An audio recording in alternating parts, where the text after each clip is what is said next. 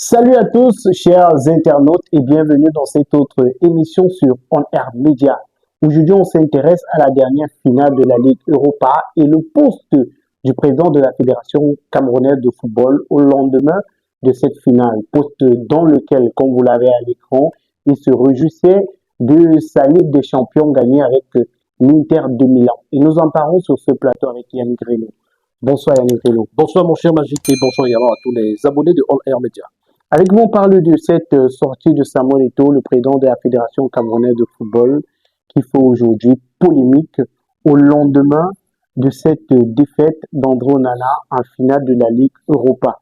On va déjà lire le post de Samuel Eto'o, sa sortie.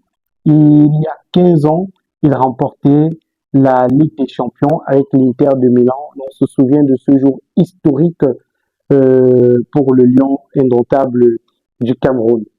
Dans le post, Yannick Reno, Samuel Eto'o disait 22 mai 2010, Madrid, on est rentré encore un peu plus dans l'histoire. Merci à vous tous. Samuel Eto'o qui célébrait la Ligue des Champions remportée avec l'Inter de Milan. Oui, et je vois pas pourquoi ça devrait faire polémique.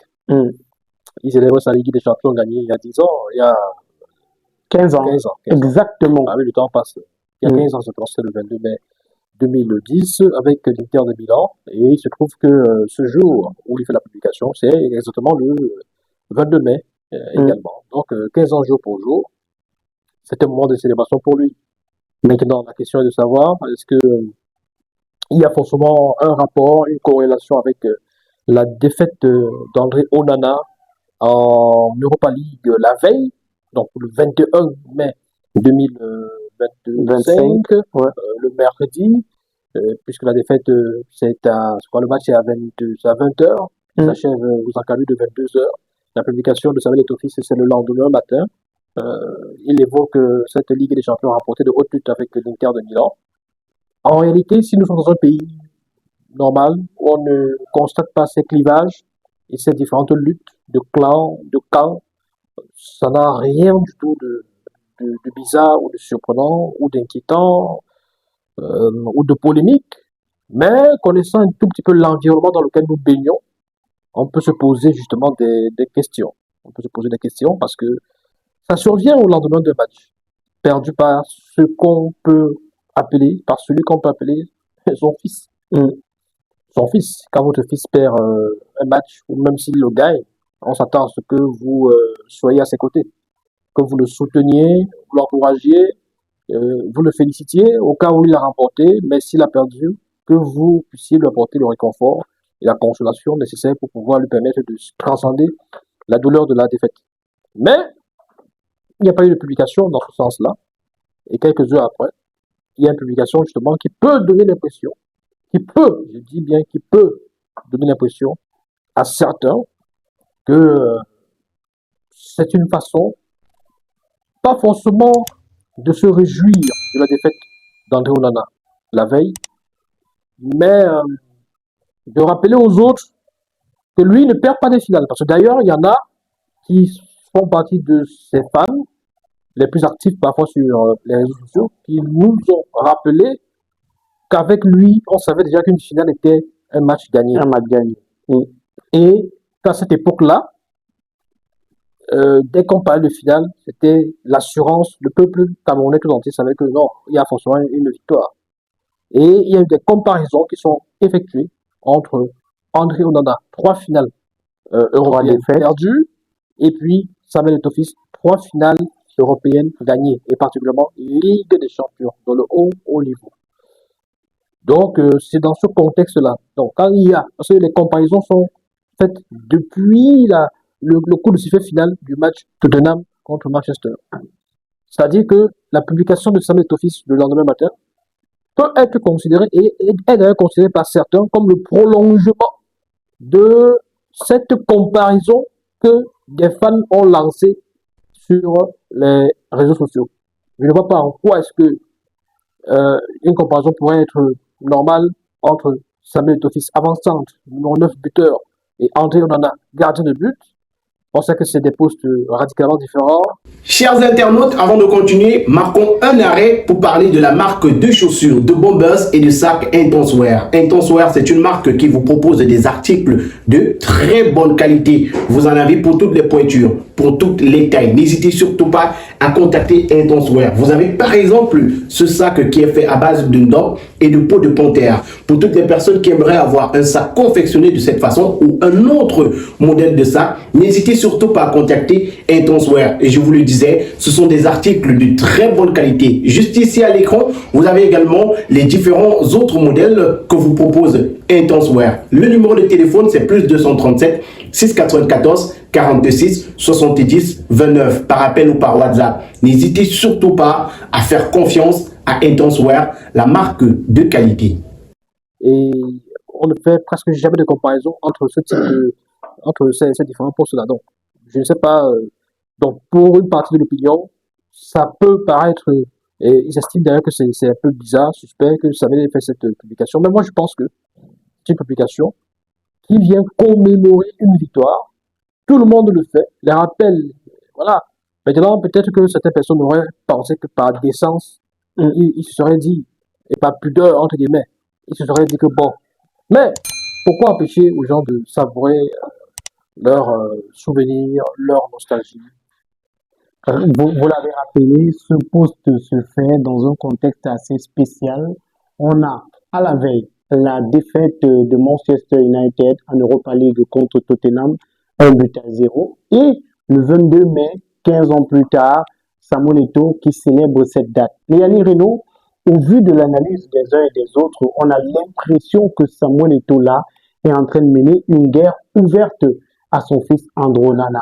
Vous, quel est votre avis sur ce point de vue qui est donné par beaucoup sur les réseaux sociaux?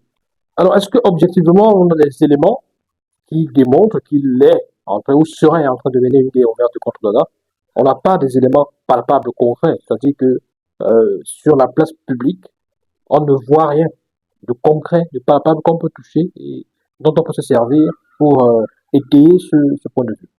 Mais par contre, on peut quand même se rendre compte que au sein de l'opinion, il y a une sorte de scission, de division qui s'opère et qui est visible, qui est clairement visible entre deux camps, des partisans d'André Onana et des partisans de Samuel Eto'o. C'est-à-dire que ça se joue beaucoup plus désormais. C'est un peu comme une guerre froide, déguisée, où deux adversaires, par fans interposés, s'affrontent.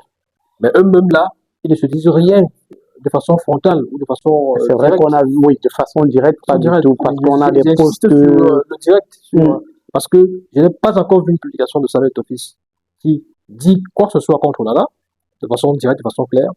Je n'ai pas encore vu une publication de André Onana qui dit quoi que ce soit de façon directe, de façon claire. C'est toujours les interprétations. Nous sommes toujours dans les interprétations. C'est-à-dire que si André Onana fait une publication ou alors un truc sur son statut et tout ça, où il dit par exemple à Chouka, parce que peut-être Et que ça coïncide à une période assez critique pour la FECAFOOT. on va dire que c'est On va dire que c'est Voilà. à Donc, l'endroit de Samuel Eto'o. nous sommes dans l'interprétation et même dans la précipitation parfois pour analyser certaines situations ou certains faits qui surviennent. On tire trop des conclusions. Ce qu'on en a fait là, c'est contre X. Ce que Eto'o a fait là, c'est par rapport à Y. Donc voilà. Alors, est-ce que Eto'o attaque Onana? Je ne sais pas. Mais dans l'opinion des fans, il est clair que des fans, des partisans démontrent clairement qu'ils ne sont pas en odeur de sainteté avec Onana. D'ailleurs, certains fans se réjouissent ouvertement des défaites ou des mésaventures de André Onana. Ils lui ont attribué des noms et des surnoms sur lesquels je ne veux pas revenir. Ah oui, il y a tellement de surnoms qui lui ont attribués. Et ce n'est pas quelque chose qui est de nature à encourager un compatriote ou à soutenir un compatriote. Quand on sait que par le passé, des 15 ans justement auxquels fait allusion Samuel Eto'o, parce que tout le Camerounais, même ceux qui n'étaient pas forcément fans de l'Inter de Milan, se sont ont changé de statut pour devenir subitement des supporters ou des fans de l'Inter de Milan pour soutenir le Camerounais. Le Lion est notable. Quand il est allé au Barça, partant de Mallorca, des gens qui supportaient déjà Mallorca ont laissé tomber Mallorca pour devenir fans du Barça, etc., etc. C'était un mouvement d'ensemble, un mouvement global, où presque tout le monde se retrouvait, même ceux qui trouvaient des choses à lui reprocher, estimaient que bon, c'est le Cameroun qui est en jeu. Quand un soldat, un lion est en compétition, c'est pour le Cameroun. D'ailleurs, c'est le drapeau camerounais. Il avait souvent des bandeaux, des brassards au niveau des poignets, vert, rouge, jaune. Et quand il gagnait des compétitions, il avait souvent le drapeau du Cameroun qu'il allait chercher pour faire des parades. Donc, et les Camerounais se sentaient forcément honorés, fiers. Aujourd'hui, qu'André Onana, lui aussi, pour l'instant, qui est l'étoile la plus haute dans le ciel du football camerounais à l'international, est dans ces compétitions-là et brille avec son club, que les Camerounais soient plutôt en train de serrer les fesses pour qu'ils perdent et se réjouissent ouvertement de cette défaite, c'est quand même absurde. C'est quelque chose qu'on ne voyait pas par le passé. Je vous dis, à l'époque, on ne pouvait pas prendre la parole publiquement et dire qu'on n'est pas avec Samuel Eto'o.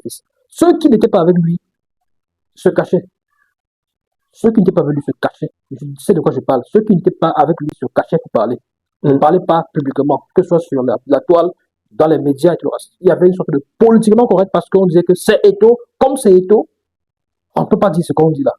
Mais aujourd'hui, on ne comprend pas pourquoi est-ce que André en a subi toute cette violence, cette haine et cet acharnement-là. Même de la part de certains médias. Suivez mon regard. Même de la part de certains médias. Vous faites référence à quel média, Yannick? Il y a des radios qui sont là, il y a des télévisions qui sont là. Vous pouvez suivre, j'ai pas envie forcément de les citer. Vous savez, votre plateforme, votre chaîne est très suivie à l'international. Je ne voulais pas faire une publicité gratuite. Alors, il faut tout de même rappeler que la page officielle des Lions notables du Cameroun a fait un clin d'œil plutôt positif à André Onana, la page Lions notables officielle. Tu as dignement représenté le vert ou jaune, merci. Un lion ne perd jamais, il a appris et il reviendra. Plus fort, courage à toi, le 24, message de la page officielle des Lions notables avec le hashtag André Onana, FECAFOOT et UEFA, finale de Champions League. Mais Annie Renaud, vous avez parlé tout à l'heure des moqueries que subit André Onana, des messages négatifs qu'on peut lire sur la toile. Mais comment comprendre ces messages déjà, un, à l'endroit d'un compatriote et deux, à l'endroit d'un joueur qui représente le Cameroun et vous l'avez dit, la plus grosse star du football camerounais aujourd'hui? Oui, ces messages de haine, ces messages violents, cet acharnement que subit André Onana, c'est du fait de ceux-là qui pensent que pour soutenir un autre Camerounais, une autre icône du football camerounais, ça passe forcément par le fait de saquer André Onana.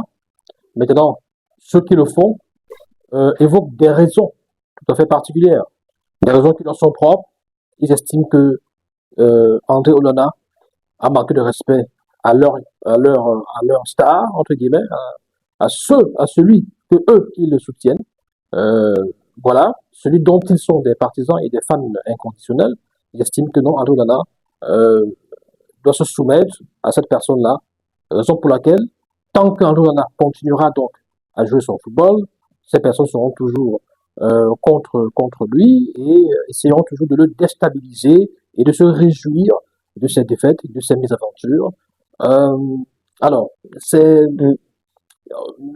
peut-être que nous espérons, peut-être que nous aurions aimé voir toute autre chose. Pourquoi pas souhaiter qu'un jour, enfin, cette sorte de guerre froide entre ces deux personnalités qui honorent le Cameroun ou qui l'ont honoré puisse justement cesser pour que la paix revienne entre ces personnes-là, ou du moins l'absence d'hostilité. Parce que l'absence d'hostilité peut ne pas toujours signifier que la paix est revenue, mais c'est aussi l'absence de guerre. Donc, on reste tranquille et que les fans soient remobilisés sur l'essentiel et laissent un peu cette fatwa contre André Onana qui représente le Cameroun et qui mériterait aussi d'être soutenu. Donc, voilà. Avant de continuer, chers internautes, marquons un petit arrêt pour parler de ce médicament PowerHealth. C'est un médicament fait à base de plantes naturelles pour éradiquer toutes les maladies de votre corps. Si vous souffrez de mal de rein, mal de dos, nerfs sciatiques, mal de genoux, faiblesse sexuelle, paludisme, typhoïde, problème de constipation, vous souffrez d'obésité, vous souhaitez perdre le poids et d'autres maladies encore qui vous dérangent, voici la solution. Contactez dès à présent le numéro de téléphone qui est présent au bas du petit écran et retrouvez la guérison grâce à ce médicament miracle. PowerHealth, c'est le nom du médicament. PowerHealth est venu éradiquer toutes les maladies de votre corps. PowerHealth est venu vous redonner la santé que vous méritez. Le numéro de téléphone, il est présent au bas du petit écran. Contactez et retrouvez la guérison. Est-ce qu'aujourd'hui, cette communication négative sur l'une des plus grosses étoiles du football camerounais, en l'occurrence André Onana, est positive pour le pays? Pas du tout. Parce que vous savez très bien que ce type de choses, le traitement de l'information et même le traitement médiatique que l'on réserve à certaines icônes, aux stars du sport, enfin, de façon générale, c'est des choses qui sont suivies, qui sont scrutées depuis l'étranger. Aujourd'hui, le monde est devenu un village planétaire. Vous le savez très bien. Tout se passe sur les réseaux sociaux. Et qui dit réseaux sociaux dit forcément accès facile et comment je vais dire ça, c'est partage et Visibilité visibilité internationale. internationale, parce que ce qui est fait à Yaoundé en 2 minutes est su, vu et lu du côté de Kuala Lumpur, du côté de Moscou, du côté de Stockholm, du côté d'Honolulu. Voilà. Donc, plus rien ne se cache. Et du coup, certains médias internationaux même essaient de voir comment est-ce que des joueurs sont traités dans leur propre pays, comment est-ce qu'ils sont perçus, l'impact qu'ils ont, ce qu'on pense d'eux, et surtout à l'approche de certaines compétitions. Est-ce que même les matchs du championnat, est-ce que ce joueur-là, dans son pays, il est assez soutenu? Est-ce que Même les clubs, depuis la qu'il joue dans réputation ce interne club, du club, depuis qu'il joue dans ce joueur. club, est-ce que il y a un certain impact dans son pays? Est-ce que dans son pays, les fans sont désormais tous unanimes et unis derrière ce club-là, comme ce fut le cas avec, par exemple, le Barça? Moi, je dis, je répète, à l'époque, tout le monde était fan du Barça ou faisait semblant d'être fan du Barça. Mais ne pouvait pas ouvertement critiquer ou s'en prendre à sa ou alors exprimer son désaccord par rapport au Barça, par rapport à Samuel Eto'o. Donc c'est ça. Donc du coup, il y a une image forcément négative parce que nous suivons des programmes de sport, radio, télé, à l'international. Il y a des chaînes comme RFI qui ont des émissions consacrées exclusivement au football voilà, africain, etc., etc. Et vous écoutez, et vous avez des consultants aussi, qui sont des consultants et des intervenants qui sont d'origine africaine, qui vous donnent parfois les détails sur des problèmes liés à des sélections africaines. Et quand vous écoutez, vous avez froid dans le dos parce qu'on en parle. Moi, j'écoutais des gens qui ont fait des révélations sur André Onana qui ne devait pas revenir en équipe nationale à l'époque. J'ai suivi des choses sur André Onana et Samuel Eto'o, sur RFI. J'ai suivi et RFI qui relaie aussi des émissions, je veux dire France 24 qui relaie RFI, par exemple le programme Radio Foot International. Vous savez que ça c'est diffusé, voilà, le Café des Sports, le vendredi soir, c'est diffusé simultanément sur RFI et sur France 24. Donc vous essayez de voir un peu la force de pénétration de France 24, les zones que France 24 touche, toutes ces zones-là. Quand on évoque les problèmes du Cameroun, André Onana, Samuel Eto'o, c'est suivi à travers le monde. Donc forcément, on a une idée un peu bizarre. C'est curieux que des fans à l'international se rendent compte que dans le pays d'André Onana, alors qu'ailleurs, il est assez soutenu, veut dire le footballeur. Parce que parfois, quand on parle, les gens pensent qu'on mélange les pinceaux. Aujourd'hui, Eto'o n'est plus footballeur. Il n'est plus un footballeur en activité. Il a embrassé une responsabilité de dirigeant de fédération et du coup, il est jugé par rapport à ses décisions et par rapport à son management de la fédération. Quand on parle de fédération, on parle de championnat, on parle des clubs, on parle des arbitres, on parle des lions notables et tout ça est scruté. On parle même de ses rapports avec la tutelle. Donc tout ça est scruté et forcément, les gens ne sont pas d'accord. Et là, les gens, d'autres personnes font donc la confusion entre le fait de ne pas être d'accord avec le président Samuel Eto'o qui dirige la fédération, et le manque de soutien, entre guillemets, hein, avec l'ancienne gloire, la légende de footballeur. Je peux vous dire qu'il y a des gens qui étaient fans de Samuel Eto'o, le footballeur, Qui ne sont pas fans du qui ne sont dirigeant. pas d'accord du dirigeant, d'accord avec le dirigeant d'aujourd'hui. Ils sont nombreux comme ça, ils sont nombreux. Donc, il faut qu'on essaie de relativiser un tout petit peu et de recentrer le débat. Yannick Renaud, André Onana n'est-il pas poisseux? 3 finales européennes, 3 défaites. Finaliste de l'Europa League avec l'Ajax d'Amsterdam en 2017, défaite.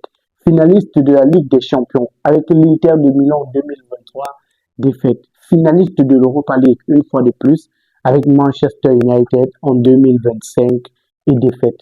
3 finales, 3 défaites. Est-ce qu'il n'y a pas un problème au-delà du naturel?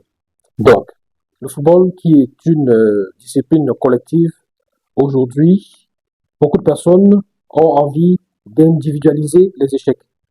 C'est-à-dire que on ne considère plus que c'est une dynamique collective qui n'a pas été bonne, mais on pense que c'est forcément un individu qui est à l'origine des échecs. Moi, je peux vous dire que Bruno Fernandes est à son 2e échec en finale d'une compétition européenne avec Manchester United. Bruno Fernandes. Dans les rangs de Manchester, il y en a aussi qui étaient à leur 3e finale sans victoire. Je pense qu'il y a Amad Diallo aussi, il en fait partie.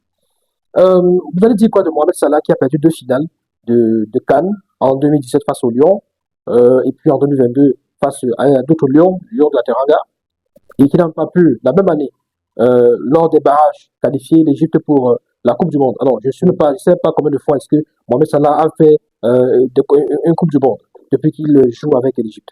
Vous allez dire quoi de quelqu'un comme Harry Kane? Harry Kane a longtemps été considéré comme un homme poisseux. Alors, je ne sais pas si Harry Kane, pour gagner le championnat avec le Bayern récemment, et peut-être qu'il allait se laver au village. Non, c'est une affaire de groupe. Je vais vous dire, je vais vous expliquer. Je vais y revenir parce que voilà, la même année, Tottenham aussi gagne un titre. Parce que l'occasion fait le larron. Ce n'est pas une affaire individuelle, c'est une affaire collective, une dynamique collective. Vous voyez que désormais, on ne va plus dire que Tottenham n'a plus rien gagné depuis pratiquement 20, 30 ans. Parce que la dernière fois qu'ils avaient gagné un titre, c'était en 2008, il me semble, c'était la Carling Cup. Parce que une compétition européenne telle que la Ligue Europa, c'était dans les années 80, je crois que c'était 87 ou 88 par là. Voilà. Donc, vous avez une équipe. L'équipe repose sur des individus et donc des individualités. Pour que l'équipe puisse gagner, il faut un collectif fort qui repose sur des individus aussi forts et talentueux. Tottenham avait une belle équipe. Mais vous aviez en face de Tottenham, vous aviez quand même Manchester City, Chelsea, vous aviez Liverpool, vous aviez Arsenal, etc., etc. Tottenham était condamné à toujours terminer soit au pied du podium, soit dans le top 5 ou le top 6, mais jamais de titre, véritablement. Or, et c'est important, individuellement, un gars comme Harry Kane terminait régulièrement meilleur buteur du championnat. Ça veut dire que lui, à son niveau, il faisait le travail. Occasion, il met dedans. Il marque des buts, il est souillé dehors, il est meilleur buteur du championnat chaque fois, il est même parfois meilleur joueur du championnat. Mais sauf que son équipe ne gagne pas. Ne gagne pas. Mais on vous dit qu'il est poisseux. Mais il part de Tottenham. En début de saison, Tottenham fait des miracles jusqu'à figurer parmi les dans le top 5. On dit, oh, enfin, il est parti avec sa malchance. Il est parti avec sa malchance et voilà Tottenham qui va gagner. Mais sauf que Tottenham, sur la longueur d'un championnat, n'a pas terminé dans le top 5 ou top 6. Mais il est resté, il a terminé loin derrière. C'est vrai que pendant ce temps aussi, Harry Kane, le poisseux entre guillemets, n'a pas gagné avec n'a pas gagné. le Bayern qui a pour culture. C'était pas à cause de lui. Non, le Bayern n'a pas toujours l'habitude de gagner. Il y a le Bayern, c'est presque une évidence. Non, le Bayern souffrait déjà. Il faut que je vous le dise. La saison précédente, peut-être vous ne le savez pas, la saison avant l'arrivée de Harry Kane, c'est en dernière journée que le Bayern, c'est lors de la dernière journée que pratiquement que le Bayern gagne le titre. Parce que le Bayern fait comment? C'est Sébastien Haller qui a le penalty de Dortmund. Lors de la dernière journée, toutes les équipes jouaient simultanément. Le Bayern était classé deuxième derrière. Mais on savait que Non, Harry Kane est venu avec, non. Je dis avec ceci. sa poisse. Avant l'arrivée d'Harry Kane, il y a le fait que le Bayern, avant de gagner le titre, a souffert. Donc, c'est une équipe qui était Ils déjà. ont gagné au finish. Non, c'est pas ça le problème. C'est une Oui. équipe qui souffre. Non, c'est une équipe qui souffrait déjà. Qui souffrait et qui a gagné in extremis lors de la dernière journée parce que, de l'autre côté, Sébastien Haller a raté le penalty qui aurait donné la victoire à Dortmund et donc le titre. Et du coup, le Bayern, qui joue au même moment, s'est imposé et est passé devant lors de la dernière journée parce qu'ils ont fait une bonne partie de la saison, deuxième derrière Dortmund. Donc, vous voyez que c'est des choses comme ça là. Et puis, bon, il arrive dans une équipe comme ça qui est aussi un peu en reconstruction et tout ça. Et du coup, lui, il termine meilleur buteur et souligne d'or européen. Mais sauf que il y a une équipe qui a pris aussi le pouvoir en Allemagne, qui est le Leverkusen, qui termine même invaincu, pratiquement, lors de la saison, sur un ensemble de matchs. Donc, on dit que voilà, il est poisseux. Mais cette année, il a encore terminé meilleur buteur et le Bayern a rapporté. Donc, du coup, il n'est plus poisseux. Ou bien sa poisse c'était juste pour une période. Mais vous, en tant que Bantou, est-ce que vous ne croyez pas à la poisse sur Grêmio? Un poisseux ne gagne pas de titre. Okay. André Onana a gagné le championnat des Pays-Bas à plusieurs reprises avec l'Ajax. Il a remporté la coupe avec l'Inter. Voilà. On ne peut pas dire qu'il n'a rien gagné. Mais beaucoup pensent qu'aujourd'hui, Yannick Renaud, c'est le karma je vais dire quoi, du fait que André Onana ne soit pas reconnaissant envers son père sur le plan footballistique, Samuel Eto'o. Est-ce que vous pensez pareil? Est-ce que c'est le karma? Est-ce que André Onana aujourd'hui est victime de karma? Non, je ne suis pas d'accord avec cette perception-là. C'est des charlatans. Donc, c'est une perception complètement fausse et stupide en même temps de parler de karma parce que je pense que André Onana est arrivé en finale de Ligue des Champions avec l'Inter. Il y avait déjà eu ces problèmes que les gens évoquent, que les uns et les autres évoquent. Il a gagné la Coupe d'Italie. On n'a pas parlé de karma. Donc, quand on parle de karma, parce qu'il aurait des démêlés avec X ou avec Y, ça c'est pour essayer de cautionner une violence, une haine gratuite envers un garçon qui se bat pour faire rayonner le drapeau camerounais. Le karma pourquoi? Est-ce que c'est le premier joueur? Essayons même d'imaginer, de se dire que oui, effectivement, il aurait des démêlés avec la personne qu'on évoque. Est-ce que ce serait le premier joueur, premier footballeur, qui aurait des démêlés avec quelqu'un? Fut-il son père, sa mère ou je ne sais plus quoi? Ce ne sera pas la première fois. Parce que l'histoire du football est vraiment, vraiment, vraiment riche de cas comme ça, où des gens avaient des soucis, étaient même des brigands, des voleurs, faisaient même des choses négatives, ont même abandonné leurs enfants, tout ça. Mais ça n'a pas empêché que ces personnes brillent et remportent des titres.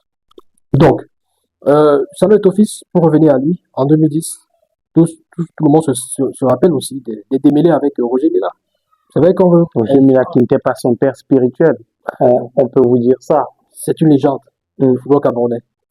C'est une légende du football camerounais qui n'a pas participé qui en ce moment-là a été Samuel Eto'o. Pourquoi il n'y a pas eu de karma entre Riobelson et Samuel Eto'o quand le brassard a été récupéré de façon assez aléatoire, de façon, comment dire ça, arbitraire, de façon bizarre? Pourquoi est-ce que le karma n'a pas été bon? Le karma sur le capitaine, sur Samuel Eto'o. On peut dire que c'est pour ça qu'après 2010, les Lions n'ont presque plus brillé sur la scène internationale jusqu'au départ de Samuel Eto'o. Mais cela n'a pas empêché que quelques semaines après ou quelques mois après, qu'il ait un gros contrat, le plus juteux à l'époque, au niveau d'Andy Makashkala. Oui. Et qu'il brille en club, parce que la saison là, il a marqué, je crois c'était combien de buts? Une vingtaine de buts. Vingtaine de buts avec l'Inter de Milan. Il fait partie des meilleurs buteurs du championnat. Voilà. Donc, karma, je veux bien comprendre quel est ce lien si fort qui les unit au point où le simple fait de ne pas être d'accord avec lui soit à l'origine des malheurs, entre guillemets. Le football, c'est ça aussi. Vous allez me dire que Zlatan Ibrahimovic, il a quel karma? Le gars n'a pas gagné, il n'a pas gagné. Avec tout le talent qu'on lui connaissait, beaucoup de personnes ont estimé que Zlatan, c'est l'homme le plus poisseux du football moderne. Zlatan Ibrahimovic, quand il quitte de l'Inter pour aller au Barça, c'est l'année-là que Eto'o quitte du Barça pour aller à l'Inter et Il gagne la Champions l'Inter gagne la Ligue des Champions. Ensuite, le Barça est éliminé par le même Inter que Zlatan a laissé. Vous voyez, aujourd'hui, Mbappé, il quitte le PSG pour aller au Real Madrid parce qu'il est sûr qu'avec le Real Madrid, il peut gagner des gros titres, il peut gagner championnat, 0. Ligue des Champions, éliminé dès les quarts de finale. Le PSG est en finale de Ligue des Champions et peut gagner la Ligue des Champions. Donc, vous allez dire quoi? C'est le karma. D'ailleurs, quand Mbappé est arrivé sur Cameroun, il a fait un séjour et puis il est reparti. Il a eu quelques petits soucis avec le PSG, tout ça. Les gens ont commencé à dire que c'est le karma parce que lui, il a régné le Cameroun. Parce que. Donc, vous voyez, c'est trop facile de sortir des choses comme ça là pour accabler les gens. C'est trop facile de se faire passer pour un expert en sciences occultes alors qu'on ne maîtrise rien absolument. Non. Je dis et je répète que vous allez dire quoi de ceux-là qui font partie de l'effectif de Manchester, qui n'ont pas gagné, qui ne gagnent pas depuis longtemps avec le même club. Bruno Fernandes est là-bas depuis, il ne gagne rien avec Manchester United. Vous allez dire qu'il a quel karma, il a quel problème, parce qu'il n'est pas fan de Cristiano Ronaldo ou quoi. Non. Essayons de relativiser. Essayons de relativiser avant de dire n'importe quoi. On gagne, on perd, et parfois même on gagne à une période où tout le monde ne pense pas qu'on pourrait gagner. On n'en a que 28 ans, 29 ans en tant que gardien. Il a encore une durée de vie, une espérance de vie, entre guillemets, dans le milieu de foot, peut-être encore même de quoi 8 ans. 8 ans, voilà. On estime que l'âge moyen, c'est 36 ans. Voilà, pour un gardien. Parce que Yann Sommer, qui est aujourd'hui à l'Inter, il est dans les 36, 37 ans. Et pourtant, c'est un garçon qui a fait des clubs, on n'en parlait pas, il est passé même pas le Bayern avant d'aller à l'Inter. Il est arrivé derrière Onana, et aujourd'hui, on voit ce qu'il fait. Et pourquoi est-ce qu'on ne disait pas à l'époque qu'il est poché? Donc voilà. Merci Annie Renaud pour votre analyse sur ce sujet. Je vous en prie. Merci à vous également d'avoir suivi le contenu. N'hésitez surtout pas à réagir en commentaire. Dites-nous ce que vous pensez. C'est quoi le fond de votre pensée sur cette affaire? Vous réagissez, vous likez la vidéo, vous partagez avec vos proches. Et si vous êtes nouveau sur la chaîne, abonnez-vous, cliquez sur la cloche de notification. Cliquez sur la cloche de notification pour ne rien manquer de nos prochains contenus. À très bientôt. Au revoir. Les amis, avant de continuer, marquons un petit arrêt pour parler de la gamme de produits de beauté MAC Beauty. MAC Beauty, c'est une gamme de produits pour l'entretien et la beauté de votre peau. MAC Beauty, ce sont des produits 100% naturels pour l'entretien de votre peau. Contactez dès maintenant MAC Beauty au plus 237 6 99 43 39 85 et procurez-vous vos produits. Chez MAC Beauty, vous avez également la possibilité que l'on compose vos produits en fonction de ce que vous recherchez. Si vous voulez une peau plus claire, si vous voulez une peau plus soyeuse, si vous voulez une peau agréable au toucher, MAC Beauty vous compose le produit idéal. Vous avez les produits chez MAC Beauty pour les peaux noires, pour les peaux claires, pour les peaux brunes. MAC Beauty, c'est la référence en termes de produits de beauté. MAC Beauty, c'est une gamme complète. Crème de toilette, lait de toilette et savon pour la beauté de votre peau. MAC Beauty, ce sont des produits qui hydratent, adoucissent et protègent votre peau. N'hésitez surtout pas à contacter MAC Beauty pour vous procurer vos produits dès maintenant.